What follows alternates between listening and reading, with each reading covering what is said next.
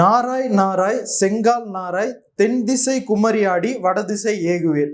இந்த பாடலை 1500 வருடங்களுக்கு முன்பு சத்திமுத்த புலவர் அப்படின்றவர் பாடியிருக்காரு.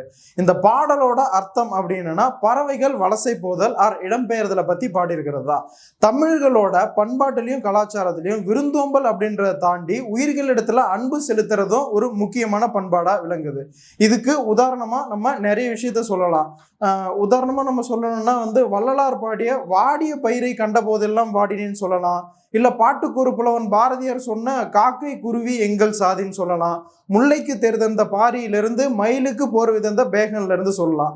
அதனால தமிழகத்தோட கலாச்சாரத்துல உயிர்களிடத்துல அன்பு செலுத்துதல் ஒரு முக்கிய பங்காற்றுது அப்படின்னு சொன்னா அது மிகையாகாது. 1500 வருஷத்துக்கு முன்னாடியே வலசை போதல் ஆர் இடம்பெயர்தல் போன்ற அறிவை உலக அறிவு அனுபவ அறிவு தமிழர்கள் பெற்றிருந்தாங்க அப்படின்னு சொன்னா அது ரொம்பவே ஒரு சிறப்பான விஷயம் அப்படின்னு சொல்லலாம். அதை தொடர்ந்து தமிழக அரசு ரீசெண்டா பறவைகள் ஆணையம் அப்படின்ற ஒரு அமைப்பை ஏற்படுத்தியிருக்கு.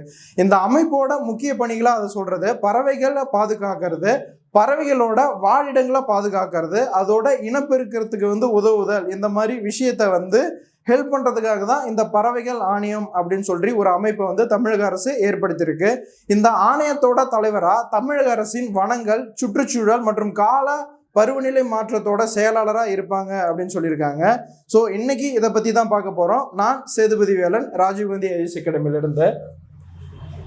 ஸோ பறவைகள் ஆணையம் பறவை இனங்களை பாதுகாப்பதை மேலும் பலப்படுத்துவதற்காக தமிழக அரசு மாநில பறவைகள் ஆணையத்தை அமைப்பதற்கு தீர்மானித்துள்ளது அப்படின்னு சொல்றாங்க.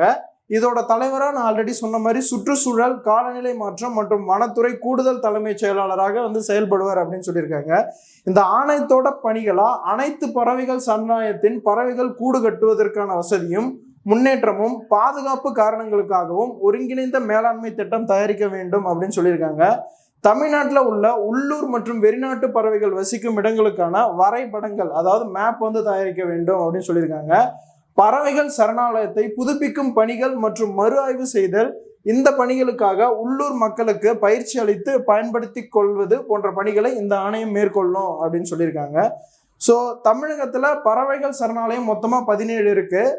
அதுல 14 ராம்சர் சைட், அதாவது ராம்சர் தளமாக இருக்கின்றன அப்படின்னு சொல்றாங்க. அந்த 17 என்னென்னு பார்த்தீங்கன்னா வேடந்தாங்கல், இது காஞ்சிபுரம் மாவட்டத்தில் இருக்கு. அதுக்கடுத்தது கரிக்கிளி, இதுவும் காஞ்சிபுரம் மாவட்டத்தில் இருக்கு. அதுக்கடுத்தது கஞ்சிரன் குளம், ராமநாதபுரத்து மாவட்டத்தில் இருக்கு. சித்திரன்குடி, இதுவும் ராமநாதபுரம் மாவட்டத்தில் இருக்கு. உதய மார்த்தாண்டபுரம், இது திருவாரூர் மாவட்டத்தில் இருக்கு.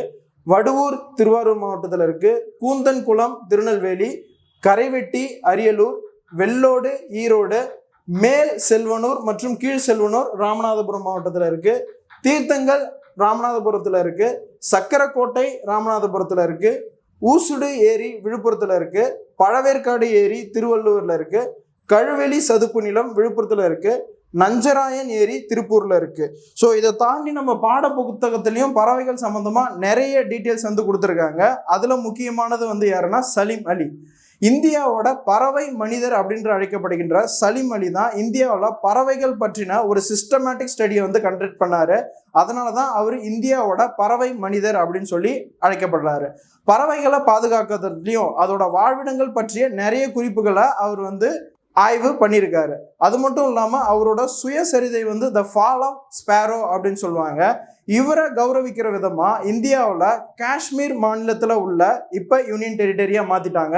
அந்த மாநிலத்தில் உள்ள ஒரு நேஷனல் பார்க்குக்கு சலீம் அலி நேஷனல் பார்க் அப்படின்னு பெயர் சூட்டியிருக்காங்க.